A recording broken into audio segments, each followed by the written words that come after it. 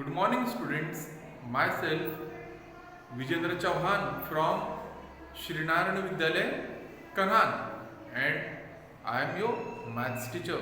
And today we are continuing with the new topic from chapter 8 of standard 5. The name of topic is prime number. आज हम chapter 8 का एक नया topic पढ़ने वाले हैं। उस टॉपिक का नाम है प्राइम नंबर। सो स्टूडेंट्स, हमको आज इस टॉपिक में ये देखना है कि how to identify prime numbers. So look here, according to the definition we will do study about prime numbers. Prime number, a number which has only two factors.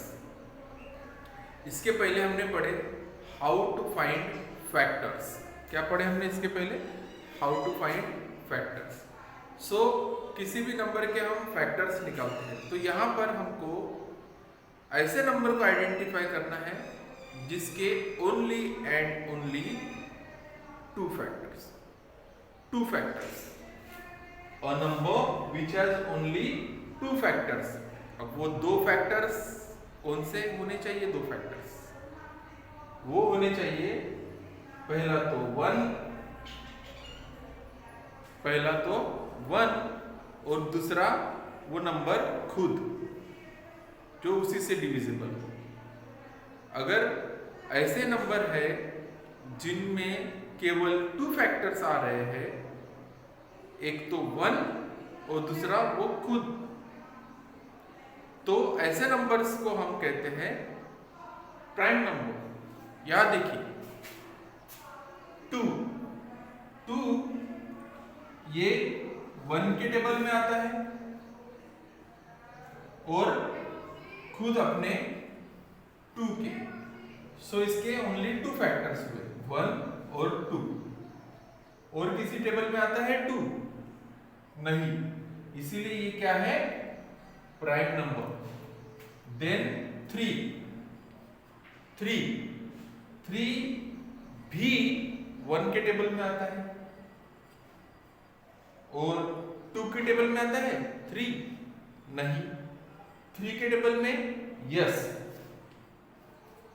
So students, यहां भी दो ही factors हो गए, one और three. Four के table में आता है थ्री नहीं, hence three is also prime number. Three भी क्या है? प्राइम नंबर है। फिर फाइव भी वन के टेबल में आता है, टू के no, three no, four no, five yes, means itself a number itself. So five is also prime number. So in this way 7, 13 and so on। बाकी आप देखोगे जब आप अपना प्रैक्टिस सेट करोगे तब। अब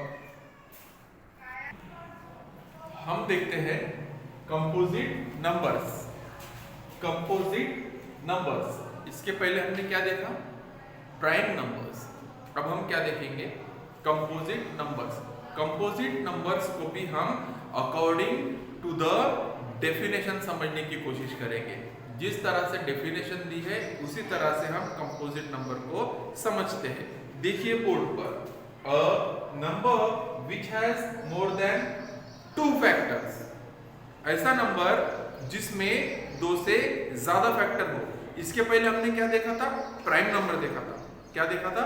प्राइम नंबर्स को हम कैसे आइडेंटिफाई करते थे कि ऐसे नंबर्स जिसमें केवल टू फैक्टर्स हो। पर यहाँ कंपोजिट नंबर्स में only and only you have to find out whether the number have more than two factors और not. If that numbers have more than two factors, अगर उस नंबर में दो से ज्यादा फैक्टर्स है तो ऐसे नंबर को आप कंसीडर करोगे कंपोजिट नंबर्स। जैसे कि यहाँ लिखा, a number which has more than two factors is called composite number. अब देखिए, दिस इज 4 किसके टेबल में आता है? वन के आता है, वन के टेबल में आएगा 4 यस। टू के yes. 3k, no. 4 itself, yes. Means 1, 2, 3, more than 2 factors हो गए, hence it is composite number. इसके बाद हम देखते हैं 6. 1 के टेबल में आता है, यस, 1 6 6. 2 के टेबल में आता है, यस, 2 3 6. 3 के टेबल में आता है, यस, 3 2 6. देन 4 के टेबल में आता है, नहीं. 5 में नहीं. 6 में यस, नंबर इटसेल्फ 6 में आता है, मतलब 4 फैक्टर्स हो गए. 4 means again it has more than 2 factors, hence this number is also composite number.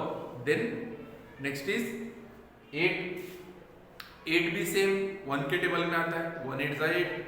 2 के टेबल में आता है, 2 4 8. 3 के टेबल में नहीं आता है, 4 के टेबल में है possible, 4 2 8. Then a number itself. So यहाँ भी ये 8 भी कंपोजिट नंबर है. और उसके बाद एक ऐसा नंबर है 1. 1 एक ऐसा नंबर है, आपको ये हमेशा याद रखना है.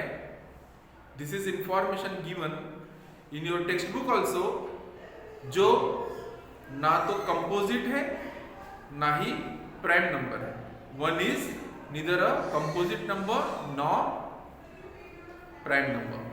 So I hope you understand composite numbers and prime numbers. If still you have any doubt regarding this lecture, you can send your text messages, voice messages, or directly call me. Thank you.